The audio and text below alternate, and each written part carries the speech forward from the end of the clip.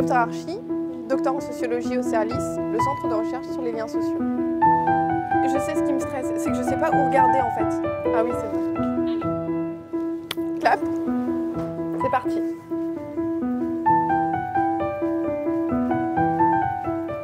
Ma recherche porte sur la formation de la croyance en la valeur littéraire en situation coloniale et post-coloniale. Alors, dit comme ça peut sembler un peu compliqué. Mon objectif, c'était surtout de comprendre comment deux écrivains algériens, Assia Djebar et Kateb Yassine, qui à l'origine sont des écrivains colonisés et dominés, sont devenus au fur et à mesure du temps des écrivains dominants et bénéficiant d'une certaine forme de puissance et de célébrité en France. Donc, ce qui m'a vraiment passionnée dans cette recherche, et c'est bien pour ça que dès le départ je m'y suis engagée de manière très forte, c'était vraiment d'essayer de comprendre qu'est-ce qui faisait qu'à un moment donné, une pratique artistique, à savoir une pratique littéraire, le fait d'écrire des livres, de raconter des histoires, pouvait se transformer en une pratique militante.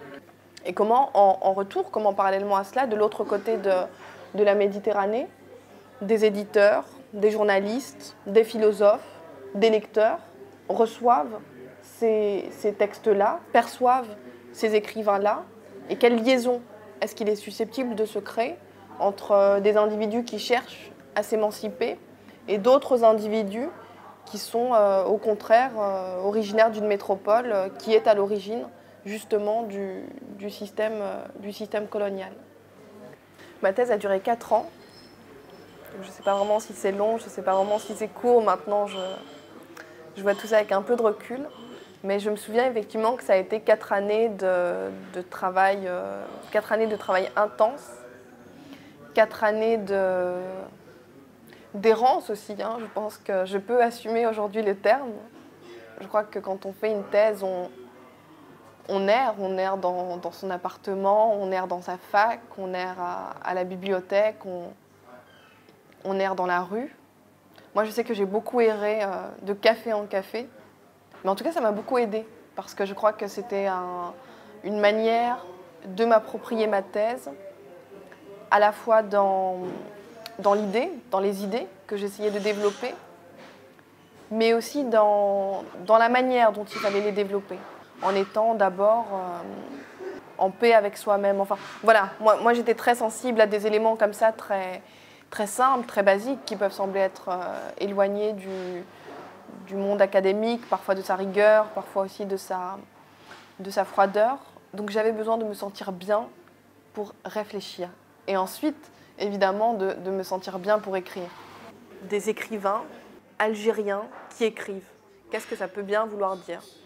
Les principaux documents d'études en fait, qui m'ont permis de faire ce travail-là, ce sont généralement des documents qui proviennent des archives.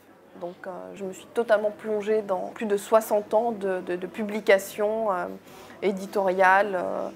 Et ces deux auteurs, effectivement, n'ont pas été choisis au hasard, puisque ce sont les deux écrivains, Kateb Yassine, qui est décédé en 1989, et Assia Djebar, qui est décédé plus récemment en 2015, qui sont, disons, les écrivains algériens qui ont le plus été mis en valeur, qui ont le plus été célébrés par l'institution littéraire française.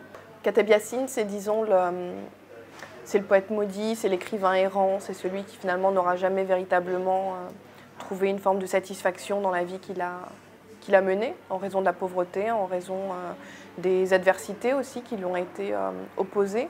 Assia Djebar incarne elle aussi une dimension particulière de la littérature algérienne. Le fait qu'elle soit une femme, selon moi, implique déjà une certaine forme de représentation.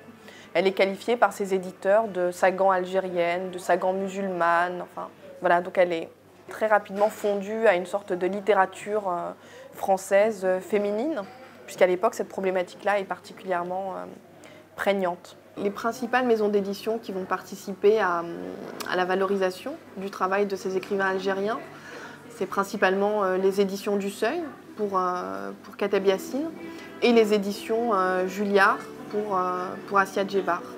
Dans le cadre de Kateb Yassine, c'est vraiment intéressant puisque l'éditeur en question, qui s'appelait Paul Flamand, va écrire à un autre éditeur en lui disant voilà, est-ce que vous pourriez finalement nous présenter de jeunes écrivains algériens Je serais heureux, dans le cadre de ma maison d'édition, de pouvoir les lire, de pouvoir les accompagner, de pouvoir aussi, évidemment, le cas échéant, les publier. Donc jusque-là, finalement, il est dans une posture assez traditionnelle, assez classique de l'éditeur qui essaie d'enrichir son catalogue romanesque. Ce qui est peut-être encore plus particulier dans ce cas-là et qui me semble assez significatif des rapports que le monde éditorial va entretenir à l'égard des écrivains algériens, c'est que très rapidement, cet éditeur va écrire aussi, surtout, je voudrais aider ces écrivains-là, car je ne suis pas d'accord avec ce que la France fait dans ce pays.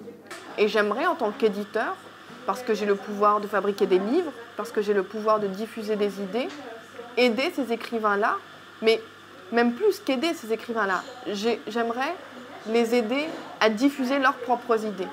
Autrement dit, j'aimerais à mon niveau participer à la lutte anticolonialiste. Et ça, c'est quelque chose d'assez fondamental puisque le texte sera publié, le texte sera diffusé en tant que chef-d'œuvre. Mais ce qui a motivé la publication, ce qui a motivé cette forme de collaboration entre ces deux hommes, Paul Flamand et Kateb Yassine, c'est d'abord une problématique politique.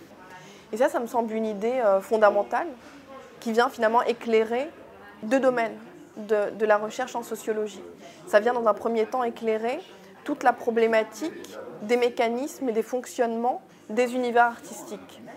Est-ce que pour réussir dans les mondes de l'art, il suffit d'être doué, il suffit d'être un génie, il suffit d'être le plus talentueux de sa génération? Visiblement non. Et ça touche aussi à une autre problématique qui est celle des littératures qu'on qualifie de francophones, ou en tout cas de littérature périphérique, c'est-à-dire de littérature produite en langue française par des auteurs qui ne sont pas français. Et quelle place cette littérature-là, de langue française, tient au sein de la grande littérature française quasi séculaire. C'est difficile d'entrer en thèse et c'est difficile aussi d'en sortir.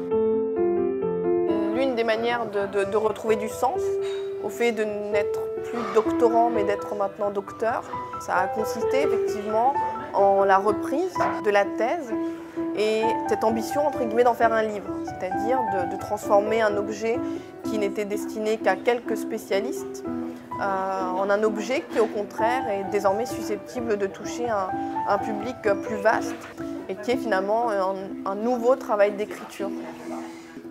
Clap de fin.